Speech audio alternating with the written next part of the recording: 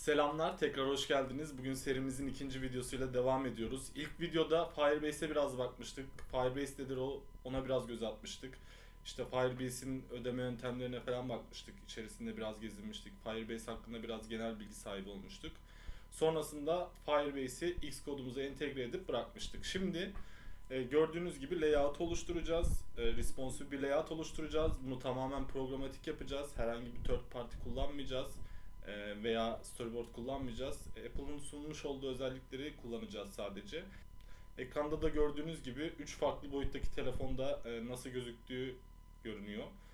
Gayet düzgün ve responsive bir şekilde layoutumuz sağlanmış. Layoutumumuzu oluşturduktan sonra videoyu tamamlıyoruz. Yani bu bölüm biraz daha auto layout ve uygulamanın girişi nasıl verilir kısmıyla ilerleyecek.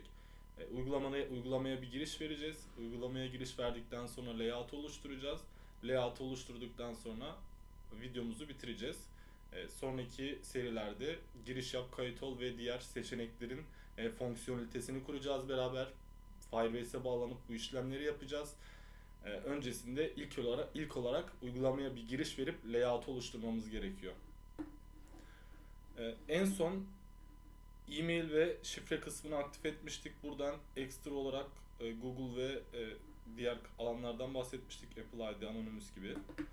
Yani biz şu anda e-mail ile olan kısmı ekledik sadece. Zaten bu video biraz UI kısmıyla geçecek. Sonrasında tekrar buraya geri döneceğiz. Xcode'umuza dönüyorum tekrar. İlk önce main dosyasını silmemiz gerekiyor Xcode içerisinden ve info plist ve info içerisindeki main dosyalarımızı kaldırmamız gerekiyor ki uygulamaya window yani SynDelegate içerisinden window ile bir giriş verebilelim. Ben daha öncesinde yapmıştım. Burada bir main dosyası vardı. Onu kaldırdım. Bir de view controller vardı. Onu kaldırdım.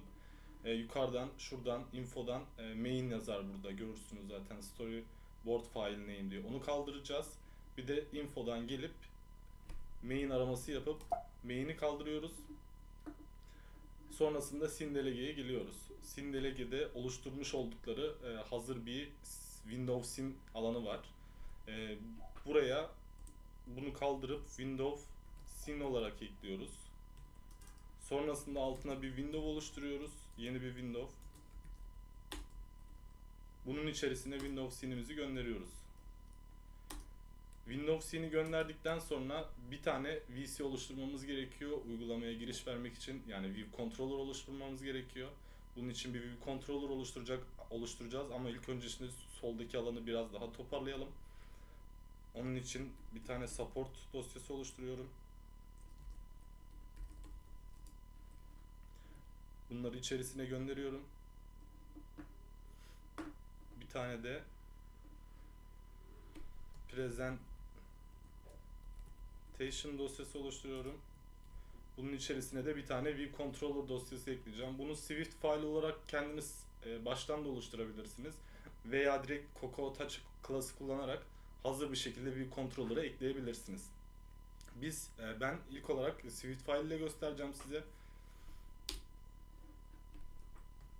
Login VC olsun bunun ismi.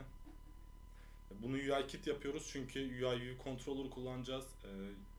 Diğer UI Text Field gibi UI elementlerini kullanacağız. Bunun için de UIKit'i import etmemiz gerekiyor. Bir tane class oluşturuyoruz. Login VC isminde. Buna UI View Controller'ı ekliyoruz içerisine. Bunun içerisine ViewDidLoad'ımızı ekliyoruz. ViewDidLoad'a gelecek olursak da bu View Controller'ın yaşam döngüsüyle alakalı bir durum aslında. Bunu ayrı bir video olarak da çekebiliriz eğer isterseniz. Yani bunu da belirtebilirsiniz. Diğer döngüdeki diğer fonksiyonlara bakarız birlikte. İşte nasıl kullanılması gerektiğine bakabiliriz. Login VC'mizi oluşturdum. Background'ına da bir renk vermek istiyorum. İlk başta gerçekten uygulama açılıyor mu onu görmek için. SynDelegate'ye geliyorum tekrar. VC'mizi oluşturuyorum. Login VC. Bir tane Navigation Controller oluşturuyorum. Navigation Controller'u uygulamayı oluştururken vermemiz gerekiyor. Çünkü uygulama içerisinde Navigation Controller'u çok kullanıyoruz. Bu yüzden çok gerekli.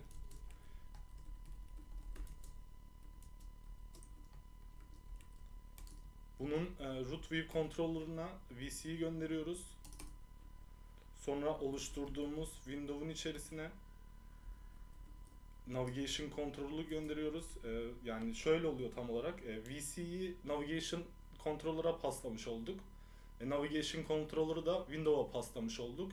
Yani hiyerarşide en arkada window, onun önünde navigation controller ve onun önünde login ekranımız olacak ve hiyerarşiyi düzgün bir şekilde kurmuş oluyoruz böyle. Sonrasında self window eşittir window diyoruz. Çünkü yukarıdaki window değişkenimiz tanımlı. Sonrasında window nokta make and visible diyoruz. iPhone 11'de build alalım. Bunu tekrar göstermesin.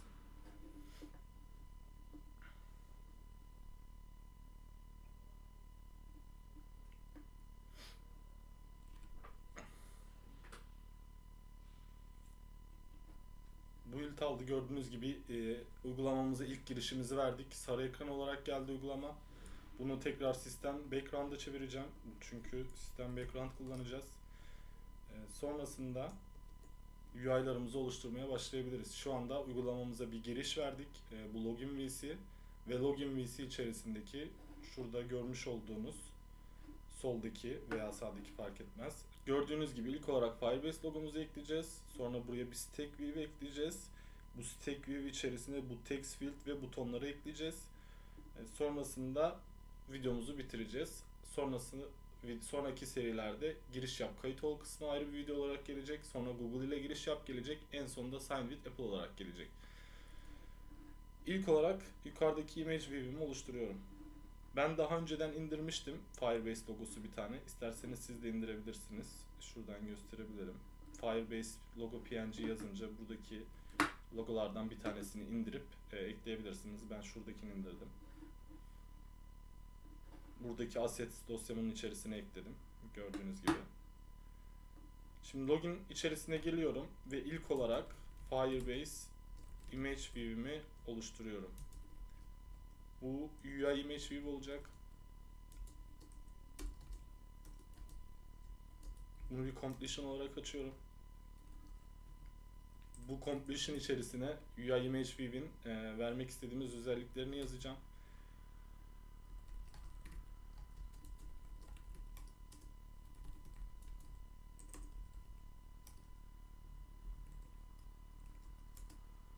Şimdi image view'in auto resizing maskını false'a çekeceğim çünkü komple programatik olarak oluşturacağımız için UI'yi bunu false'a çekmemiz gerekiyor ki UI'ları istediğimiz gibi yerleştirebilelim. Bunun için bunu false'a çekiyoruz. Image view'imize image olarak Firebase logomuzu ekliyoruz.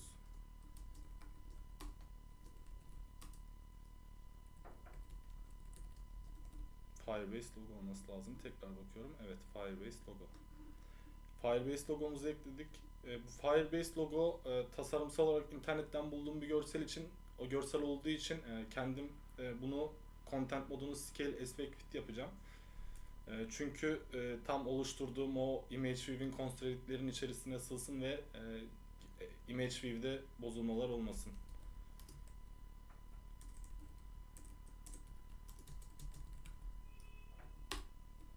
İlk olarak image view'ımı ekledim. Şimdi bir tane stack view oluşturacağım. Şöyle göstereyim. Image view'imizi ekledik. Şimdi bir stack view oluşturacağım şu alan için. O stack view'in içerisini buradaki text field ve butonlarla birlikte dolduracağız. Şöyle devam edelim.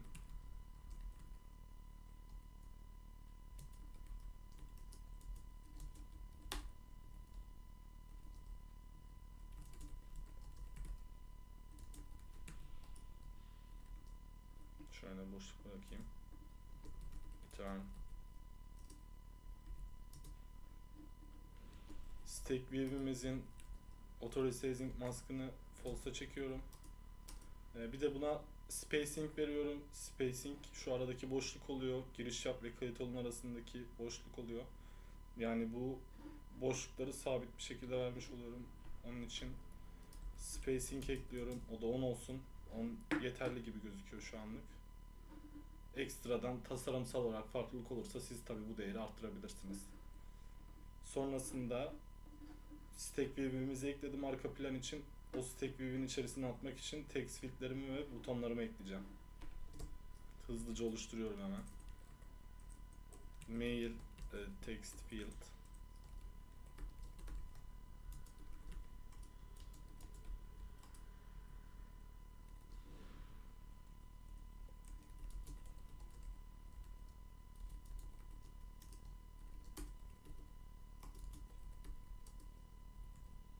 Mail için oluşturdum. Tekrar yazmamak için bir tane de password için oluşturuyorum.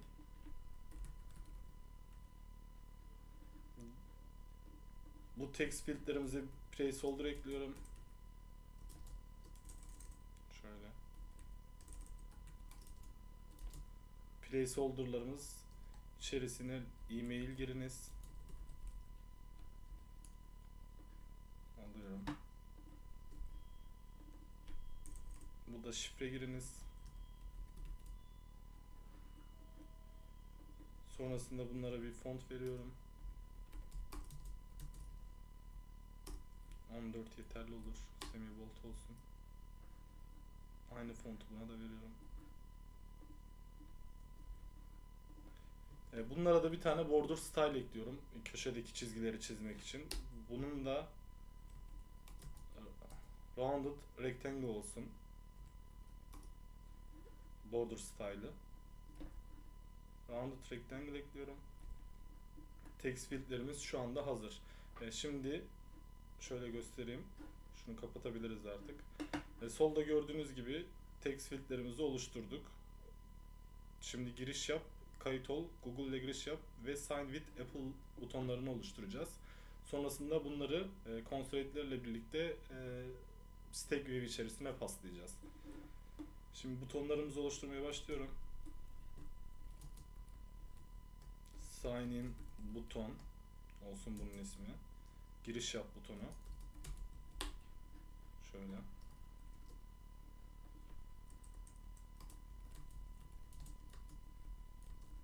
Bu completion içerisindeki isimlendirmeler önemli değil. Bunlar kendilerine ait olduğu için, yani dışarıdan falan kullanılma olmayacağı için direkt olarak böyle kısa bir şekilde yazıp pratik olarak ilerlemek daha sağlıklı olur. Çünkü ekstradan fazla efor gerektirebilir bu bizim için.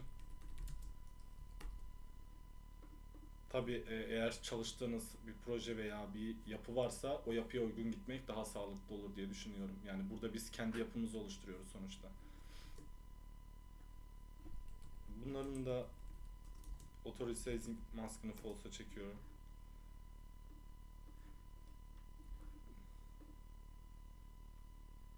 Text field'leri de çekiyorum.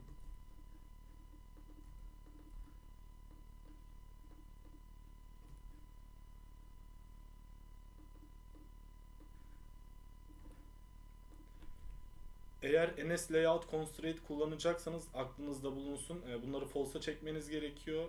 Maskeleme yaptığı için oluşturduğunuz yayı doğru bir şekilde göstermiyor sonra. Yani bunları unutmamanız gerekiyor. Aklınızda bulunsun.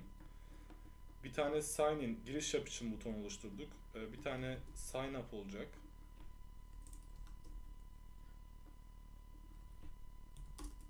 Bir tane sign in with Google olacak. Bir tane de sign in with Apple ID buton olacak. Şöyle aslında şu alttaki buton bize Apple'ın kendi sağlamış olduğu bir buton, özelleştirilmiş bir buton, custom bir buton. O yüzden biz stack view oluşturacağız ve sonrasında bu butonu oluşturup o stack view'in içerisine ekleyeceğiz. Zaten her şeyi hazır geliyor. Sadece stack view'in içerisine atmak kalıyor bize ve target'ını eklemek kalıyor. O yüzden bunu kaldırıyorum şu anlık. Bunun yerine bir tane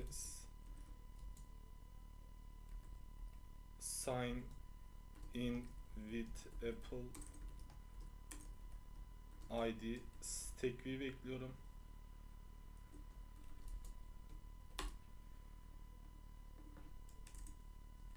UI stack view.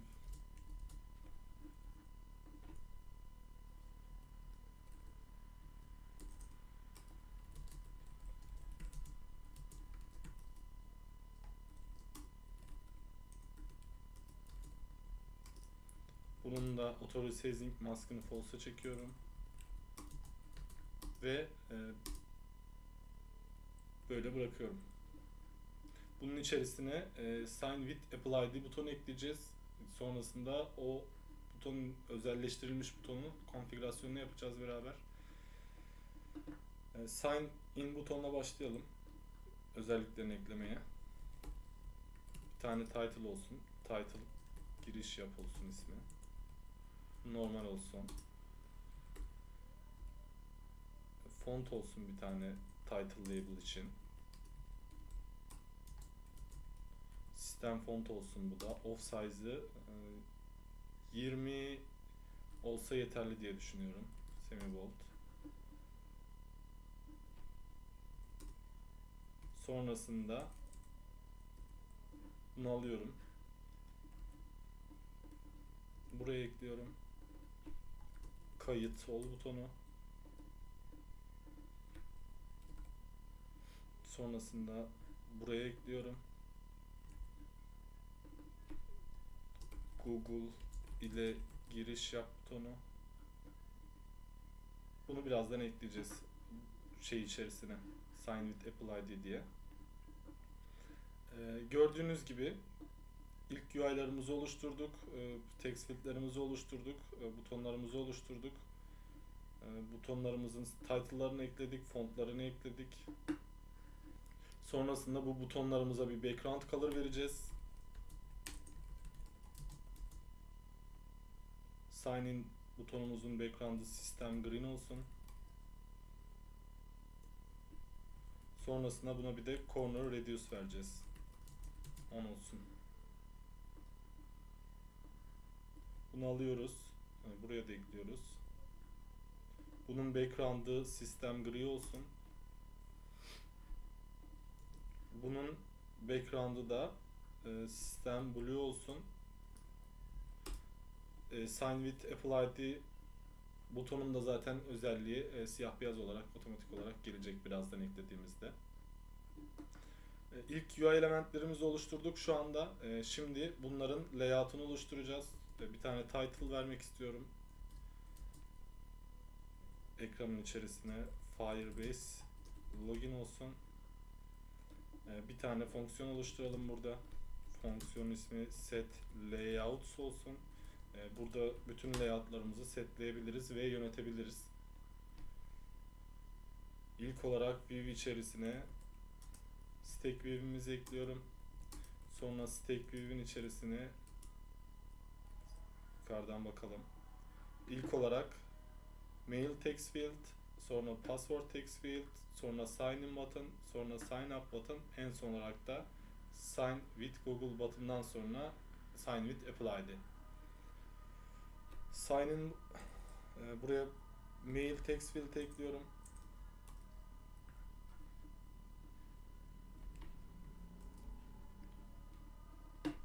Şimdi password ekliyorum. Sign in ekliyorum.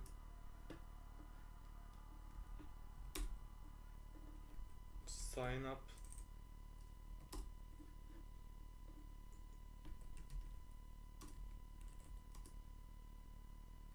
Sign in with Google.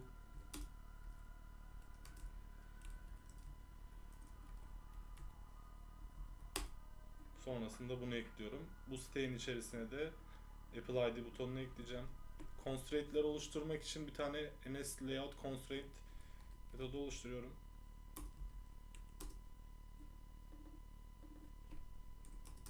Burada layout constraint atama işlemlerini yapacağız.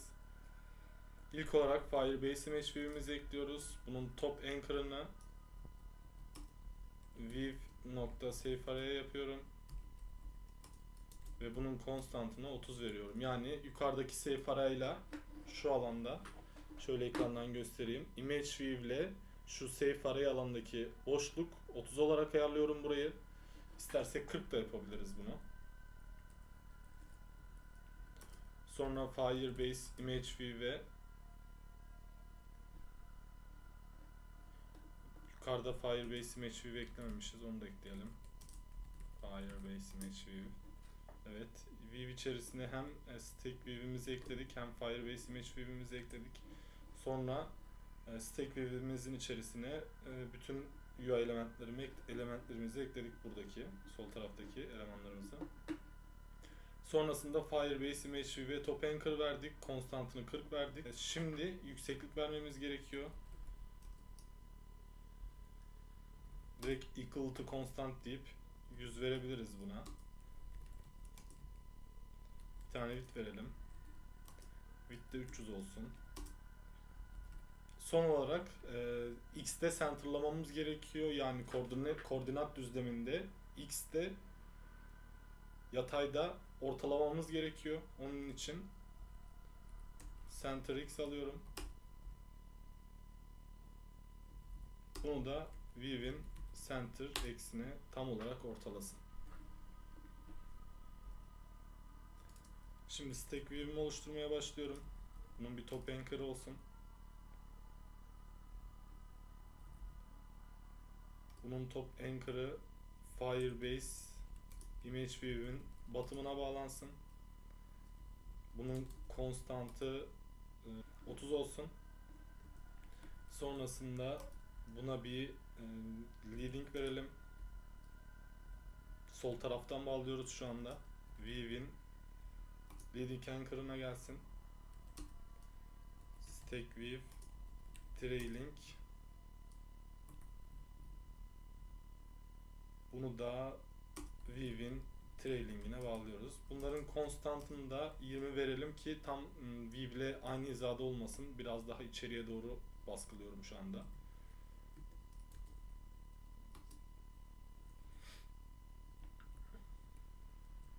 Son olarak stack view'imizin boyutuna geldi. Şöyle anlatayım ben size. Height anchor, equal to constant. Şimdi bizim text field'ımızın uzunluğu 50. Yuka 50 olarak daha yazmadık ama birazdan 50 olarak ekleyeceğiz. Yani tasarımda şu anda böyle. Bir Zeppelin dosyasında tasarımda oluyor, görüyormuş gibi düşünün. Tasarımda text field'ın yüksekliği 50. Yani text field ve butonların yüksekliği sabit 50. Arada da boşluklar var, spacing. 10 burada var, 10 burada var, 10 burada var, 10 da burada var. Yani 1, 2, 3, 4, 5. 5 tane spacing boşluğumuz var. 10'dan 50 yapar. 6 tane de UI elementimiz var. Yani 350 vermemiz gerekiyor ki Stack View'in height'ını komple buradaki UI elementleri sığsın. Yani tekrar anlatıyorum. Şurada Stack View 50, altta bir 10 var 60. Şifrenin olduğu text field 50 yüksekliği, altta bir alan var 10, 60. Yukarıdakiyle topladım mı 120 yapıyor. Böyle gittiğimizde toplam buradaki stack view'imize vermemiz gereken yükseklik 350 yapıyor. Bu hesaplamaya dikkat edin lütfen. Eğer eksik veya fazla verirseniz UI'larda bozulma olabilir. Yani bu olabilir değil, UI'larda bozulma olur. O yüzden buna 350 veriyorum.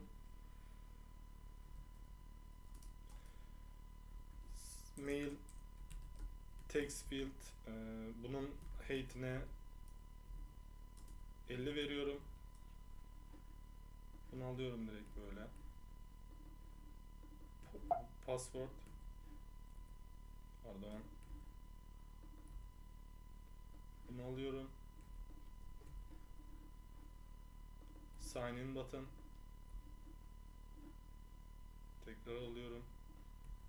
Sabit 50 veriyoruz zaten hepsinin yüksekliklerini. Sign up button. Şöyle ikisini alalım hatta. Sign with Google button. Sign with Apple ID Stack View. Layout'umuzu oluşturduk. Bunu View Controller içerisine ekliyoruz tabi.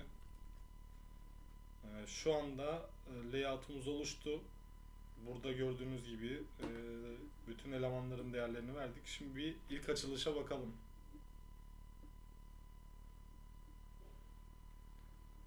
Görüldüğü gibi horizontal bir şekilde geldi. Bunun sebebi de arkada oluşturduğumuz stack view'e bir type vermemiz gerekiyor. Onun için de stack view içerisine geliyoruz. Bir axis veriyoruz. Bu da vertical oluyor. Horizontal olduğu için şu anda yan yana duruyor. Biz vertical alt alta olarak ayarlıyoruz. Ve şurada bir tane daha hata fark ettim. Trailing'den verdiğimiz için sağdan 20 sağa doğru götürür bizi. Ama eksi 20 verdiğimizde içeriye doğru alır. O yüzden bir böyle görelim. Büyük ihtimalle sağa doğru kaymış olarak gelecek şu anda UI.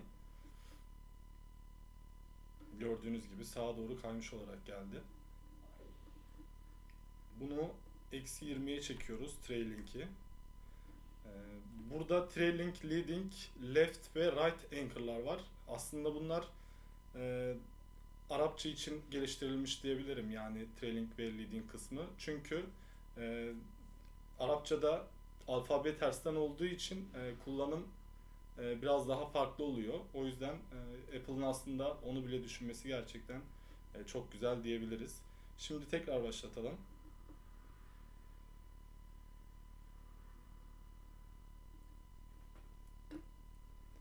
Görüldüğü gibi UI geldi. Sadece Apple with ID butonumuz gelmedi. Çünkü onu tanımlamadık. Şimdi onu tanımlayacağız.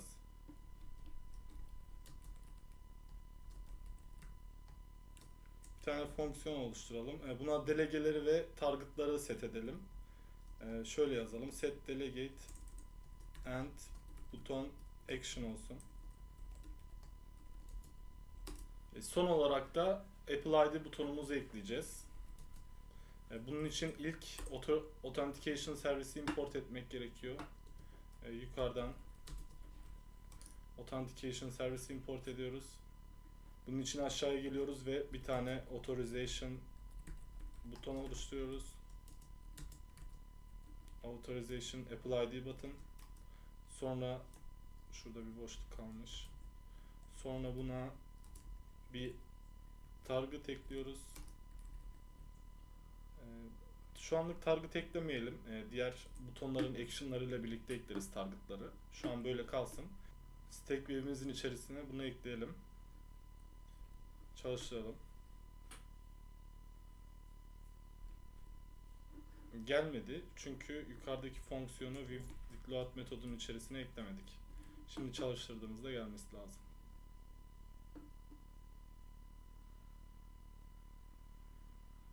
Evet, sign in with Apple ID buton geldi. Şöyle biraz büyüteyim. Gördüğünüz gibi responsive bir şekilde yukarıda bir image view'imiz var. Altta 2 tane text field'imiz var. Butonlarımızı ekledik. Yapımızı oluşturduk. Bu videomuz bu kadardı. İzlediğiniz için teşekkür ederim. Bu bölümde uygulamamıza bir giriş verdik. Sonrasında UI'larımızı responsive bir şekilde oluşturduk. Auto layout'a uygun bir şekilde oluşturduk. Bundan sonrasında ise artık fonksiyonelitemiz yazacağız. Firebase'e bağlanacağız. Login işlemleri yapacağız. Kayıt ol işlemleri yapacağız. İşte Google ile giriş yap işlemleri yapacağız. Apple ID ile giriş yapacağız. Diğer kısımlarda diğer videonun, yani serinin devam eden kısmında gelecek. İzlediğiniz için çok teşekkür ederim. İyi akşamlar. Kendinize iyi bakın.